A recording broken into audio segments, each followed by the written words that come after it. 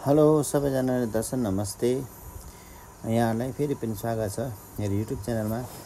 आज चाहिँ हामी बुद्ध शान्ति गाउँपालिकाले आयोजना गरेको भूकम्प रोधात्मक प्रशिक्षण कार्यक्रमको 8औं चरणमा छौँ र हामीले 8औं दिनमा हामीले के कस्ता के कामहरू गर्छौँ त्यो भिडियो तपाईहरु माझमा लिएर आइसकेको छु र तपाईहरुले मेरो च्यानललाई सब्स्क्राइब गर्नु भएको छ भने सब्स्क्राइब गर्नु होला। राजबहादुर राई चाहिँ अबको 24 घण्टा चाहिँ हाम्रो टिम लिडर हुनु भएको छ। सबैजनाले उहाँलाई बधाई दिउँ त। ल ल ल ल ल ल ल ल ल बधाई छ तपाईलाई टिम लिडर हुनु भएको। ल पर्सि चाहिँ अरु केही जानिदैन। ढलाइको दिन चाहिँ मासु चाहिँ दरो हुनु पर्यो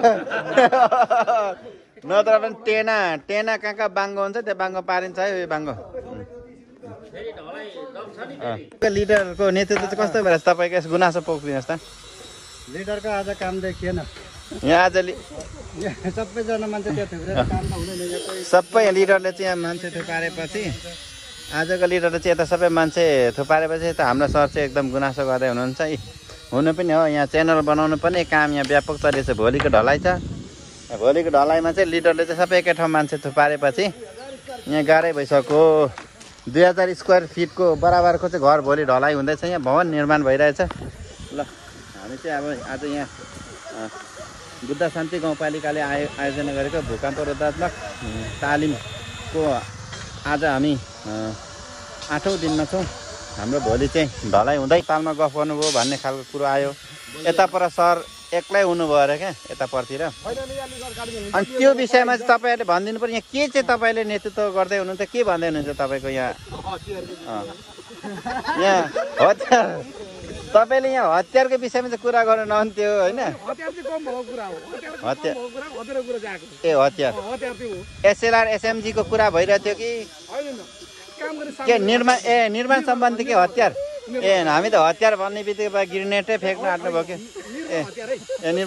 निर्माण। ल ठिक छ ल ठिक छ ल। त्यसो भए यहाँ हाम्रो चाहिँ निर्माण सम्बन्धीकै कुरा भइराखेको रहेछ र हाम्रो सरले चाहिँ यहाँ केही भाइहरू साथीभाइहरू चाहिँ केही ज्ञान दिँदै हुनुहुँदो रहेछ। शिक्षा नयाँ निर्माण शान्ति गाउँपालिकाले आयोजना गरेको चाहिँ हामी 8औं दिनमा छौँ र हामीले भोलिको दिनमा यो हाम्रो 1400 स्क्वायरको भवन भोलि ढलान हाल्दै हाम्रो अब पर्सि 6 गतेको दिन चाहिँ बुद्ध शान्ति 4 टिमाई क्याम्पमा हाम्रो कार्यक्रम चाहिँ समापन हुने तपाईँहरूमा जानकारी गराउँछु। र हामी आज दिनभरि के गर्छौँ, के कति काम गर्छौँ भन्ने कुरो तपाईँहरूलाई म भिडियो क्रमशः देखाउँदै जानेछु। त तपाईँहरूले भिडियोलाई स्किप नगरी हेरिदिनु होला।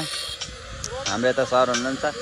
यो तालिम चाहिँ कहाँ हुँदैछ भन्नुहुन्छ भने यो चाहिँ बुद्ध शान्ति 5 यो मलामी मैदान भन्दो रहेछ। हामी मलामी मैदानको प्राङ्गणमा छौँ र हामी चाहिँ आज 8औं दिनमा छौँ। र यहाँ हुनु त अब सबैजना अनभिज्ञ भन्दा पनि सबैजना विज्ञ नै विज्ञ छौँ। र शिक्षा भन्ने कुरो चाहिँ कस्तो हुँदो रहेछ भने मैले जानेको छु, मै मात्रै हुँ भनेर कहिले नहुँदो रहेछ। शिक्षा भनेको चाहिँ जति सिके त्यति सिक्ने ठाउँ रहेछ। जति भूकम्प रोधात्मक तालिमको विषयमा चाहिँ हाम्रो फक्ताङलुङ सर के भन्नुहुन्छ, तपाईँ 2 शब्द भनिदिनुहोस् न। म केही भन्दिनँ। यसो तपाईँले 2 शब्द तपाईँको अनुभवमा 1000 भ्युज पुऱ्याउनु पर्यो युट्युबमा होइन, अनि मात्रै म बोल्छु। 1000 भ्युज त नागिसकेको छ नि मेरो त। भ्युज त मेरोमा 70K सम्म छ नि। सब्स्क्राइब 1000 पुऱ्याउनु होइन, सब्स्क्राइब 1000 माफ गर्नलाई भ्युज भनेछु। सब्स्क्राइब 1000 पुऱ्याउनु अनि मलाई सोध्नु। ल हाम्रो फक्ताङलुङले चाहिँ मलाई सब्सक्राइबरको विषयमा च्यालेन्ज दिनुभयो। तपाईँले भिडियो हेर्ने सबैजनाले 1000 सब्सक्राइब पुऱ्याएर उहाँलाई चाहिँ ट्याग गरिदिनु होला भन्दै आजको दिनमा हामी के कस्तो काम गर्छौँ, के काम गर्छौँ र आज हामी सर्टिङ कस्तो तरिकाले सर्टिङ गर्छौँ। भूकम्प रोधात्मक भन्नाले भूकम्प रोधात्मक तरिकाले चाहिँ सर्टिङ कसरी गर्नुपर्ने हुन्छ र त्यसलाई कसरी गर्छौँ भन्ने पनि तपाईँहरूको माझमा म भिडियो राख्नेछु र तपाईँहरूले मेरो भिडियोलाई स्किप नगरी हेर्दै लगिदिनु होला भन्न चाहन्छु। र हाम्रो यहाँ हाम्रो अहिले भवनको सर्टिङ भइराखेको छ। हामी भवन सर्टिङको निर्माणमा छौँ।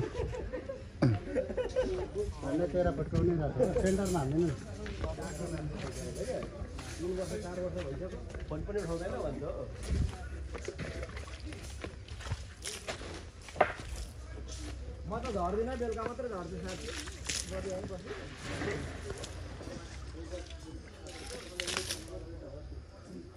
हामी त बसेको बस्दै भयो है यहाँ चाहिँ कटिङको काम झ्याम भइरहेको छ हाम्रो चाहिँ भोलि ढलाइ छ भोलि छ ढलानमा चाहिँ हाम्रो व्यापक पार्टी हुनेछ यहाँ बिम बुनेर बिम बुनिराखेको छ